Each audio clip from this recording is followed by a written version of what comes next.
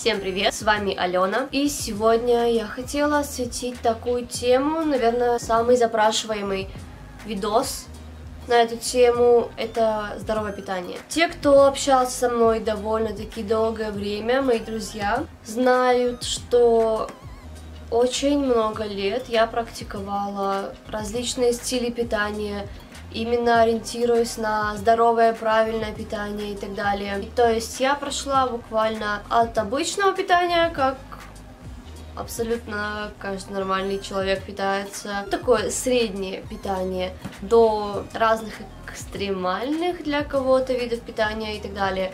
Могу сказать то, что на протяжении целых 7 лет я изучала и до сих пор изучаю литературу по этим вопросам. И на данном этапе я выделила для себя самое оптимальное питание на данный момент и стараюсь его придерживаться, ну, по крайней мере, когда могу. Конечно, бывают какие-то такие лирические отступления, но об этом по порядку. Моя история питания. Сначала я питалась, пока училась в школе, как обычно. Естественно, все люди индивидуально относятся к питанию, подходят к нему, кто-то любит все есть, кто-то, как я, например, не ест какие-то продукты. То есть всю свою жизнь я, например, не любила есть рыбу, морские продукты, морепродукты, оливки, печенку и тому прочие, органы, холодец, что еще, всякие там языки, такое экзотичное. Я не особо ела острое. И не так давно, относительно не так давно, я поняла, что я также не люблю кинзу. Хоть это растительное, как бы, да, но мне не нравится этот специфический запах. Я отношусь к типу людей, которые ощущают этот клопильный аромат. Вот. Ну, в общем, питалась я, как и все, в школе, и булочки всякие, и обычная домашняя еда, и всякие печеньки. Ну, всякие вредные ерундистики вроде чипсов, это было ближе к детству, а ближе к окончанию школы, ну, уже я особо такого не ела, могла там какую-то пиццу купить с подружками, когда мы ходили гулять, там, соки. Вредные привычки меня никогда особо не привлекали, такие как алкоголь, курение, еще какие-то экзотические дурманящие вещества и так далее, нет. В основном для меня всегда было приятно и приемлемо трезвое общество и окружение. Когда я закончила школу, я наткнулась на такое явление, как сыроедение. Я очень долго его изучала на протяжении нескольких лет, и сразу, увидев то, что он дает определенный ряд преимуществ, я начала практиковать на себе. Я не была всегда, все время 100% сыроедом. Я бывало разбавляла это питание. Вообще питание подразумевает под собой употребление неприготовленной пищи. Причем там есть даже различные разновидности сыроедения. То есть люди могут есть также сырое мясо, сырую рыбу, приправляя какими-то там штучками и так далее. Но я предпочитала именно есть неприготовленную пищу, не всегда. В основном это были салаты, то есть это не моносыроедение. Моно — это слишком жестко для меня, потому что все эти фрукты, если есть их моно, овощи, они просто как-то надоедают очень быстро. Поэтому я делала салаты, но также я делала и гречку, бывало ела хлеб.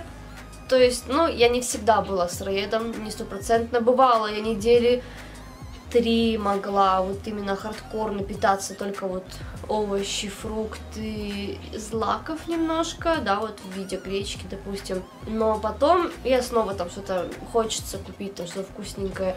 Искала, естественно, более-менее такое полезные варианты, так, какие-нибудь печеньки, изучаешь состав и так далее, все это постепенно, да, привыкаешь делать. Но, тем не менее, все равно я старалась всегда придерживаться именно здорового питания. То есть всякие там чипсы, сухарики, лимонады и прочая ерунда, это нет. Только если где-то крайне редко кто-то угостит, попробовать что-то. Если хочется, то я это сделаю, я скушаю, а так нет.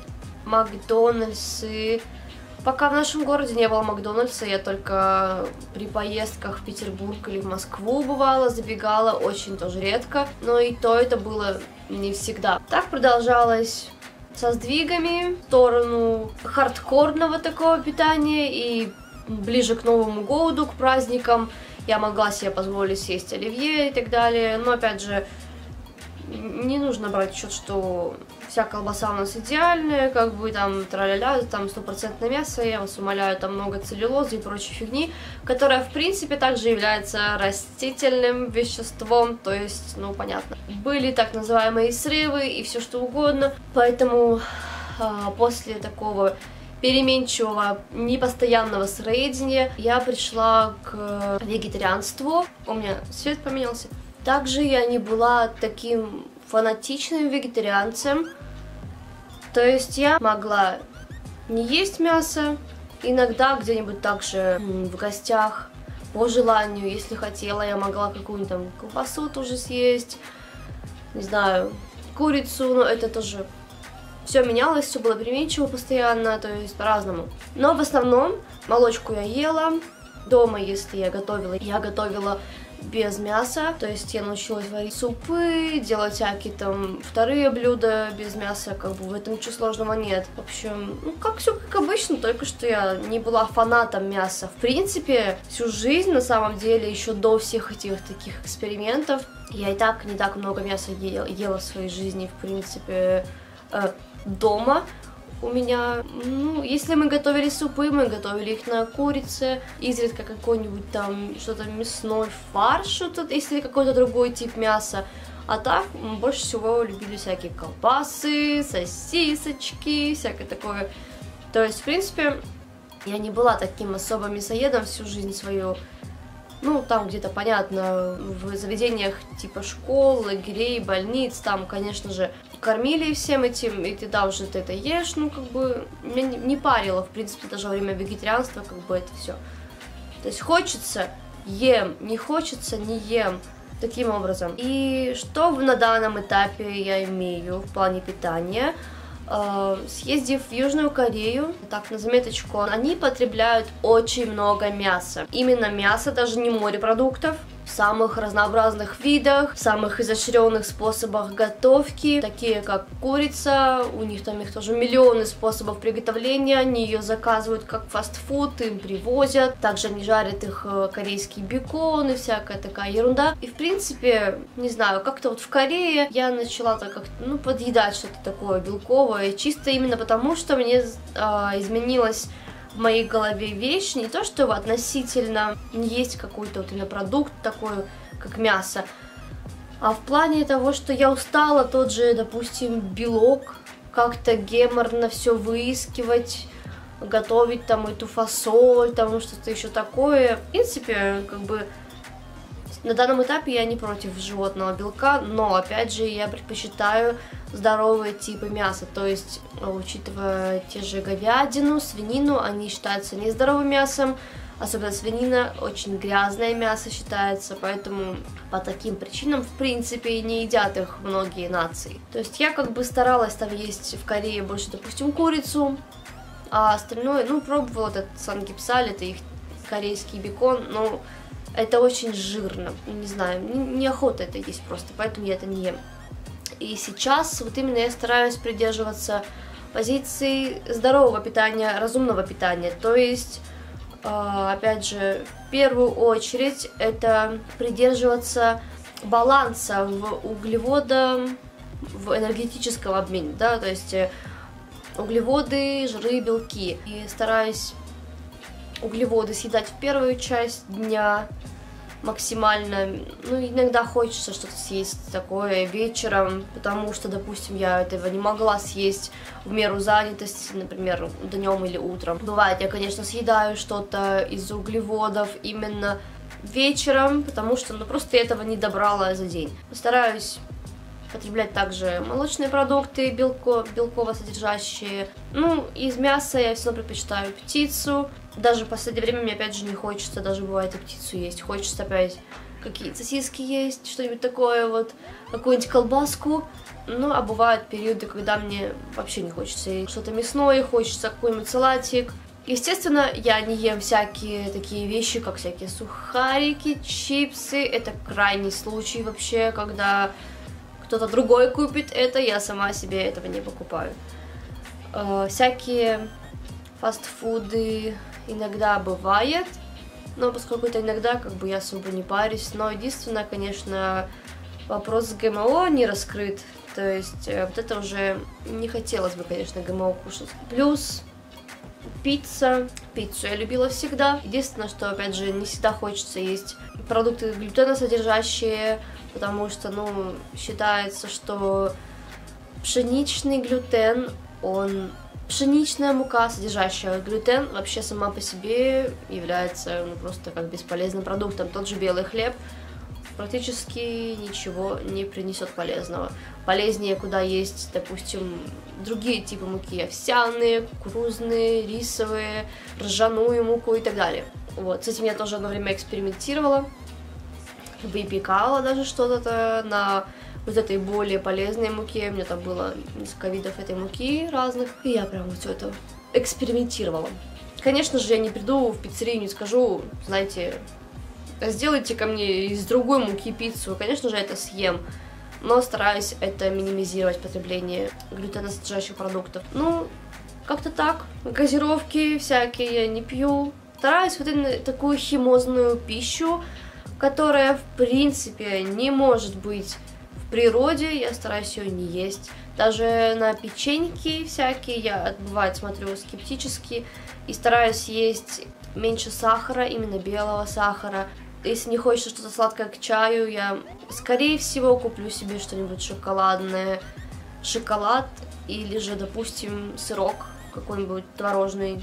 В общем, такое сладкое, что было, но при этом и полезно. У меня бывает прям вот это какая-то головная боль, что я хочу что-то к чаю и не знаю что, потому что печеньки уже надоели и не хочется их.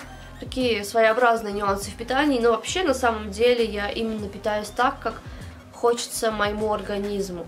То есть я не сижу, не выписываю там список того, что мне можно, что мне нельзя. Я себя в этом не ограничиваю, я основываюсь именно на своем желании. Хочу я этот продукт сегодня съесть или не хочу, именно от этого. Я спрашиваю всегда свой организм, хочется мне это или не хочется. Только так я основываюсь на выборе того, что я ем.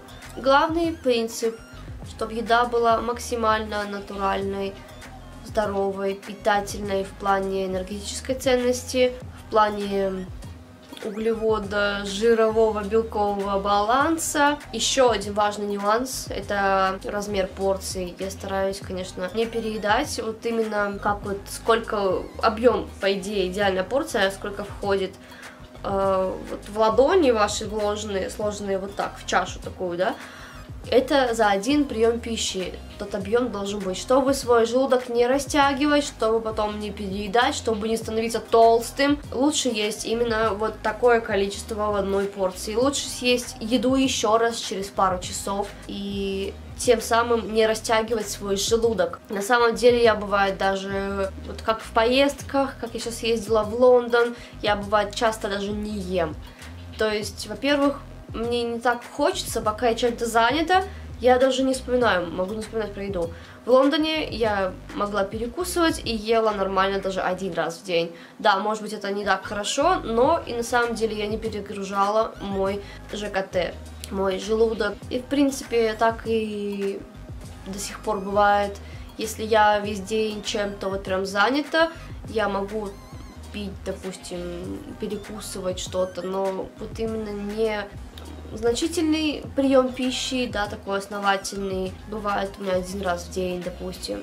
И при этом, как ни странно, я даже не потеряла в весе. То есть как-то вот я слушаю себя, слушаю свое тело, слушаю свой организм. Я даже, серьезно, пока где-то за весну я даже набрала пару килограммов от своей нормы, но все равно я при этом себя не ощущаю как-то некомфортно. То есть плюс 2 килограмма к моей норме — это ничего страшного для меня. И вот даже учитывая то, что я бывало мало кушала, это никак не повлияло на мой вес. И на мое состояние в том числе. На состояние как эмоциональное, психологическое, состояние физиологическое. В принципе, все было хорошо. Я Кушала, да, немного, да, может быть, это не вписывается в традиционную схему питания, но все равно я себя чувствовала хорошо. Ну и опять же, сейчас я дома, я одна, и я уже хожу, допустим, в магазин, выбирая именно здоровые продукты. На завтрак у меня какая-нибудь там каша злаковая, желательно там овсяная предпочтительно, ну еще там могу взять какие-нибудь там несколько злаков в одной, или гречневая, именно как крупа, не как для каши гречки, а как хлопья такая. Днем я что-то делаю, тоже что-нибудь полезное такое с овощами, там, не знаю, какое-нибудь второе. Ну, суп я пока не делала, как я приехала домой, я еще недавно приехала домой. Стараюсь минимизировать покупки всякой вредной фигни и кушать именно хорошую еду. Натуральную, максимальную, вот именно с овощами, с зеленью, с злаками, сосисочки, куриные, птица, даже хлеб я сейчас не ем. То есть я заменяю, как в Корее это делают люди, они едят рис.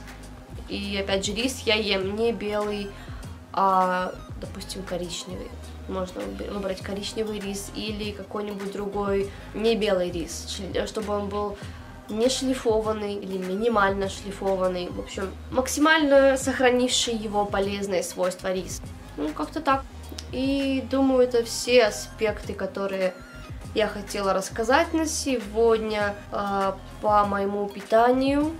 Это вкратце, в принципе. Если какие-то дополнительные вопросы у вас будут, вы можете спокойно задавать их мне в комментариях. Я все это прочитаю, все увижу, отвечу. Главное для меня сейчас это польза для организма, здоровье, витамины, необходимые все питательные вещества. И самое главное, нужно пить воду. Вот реально.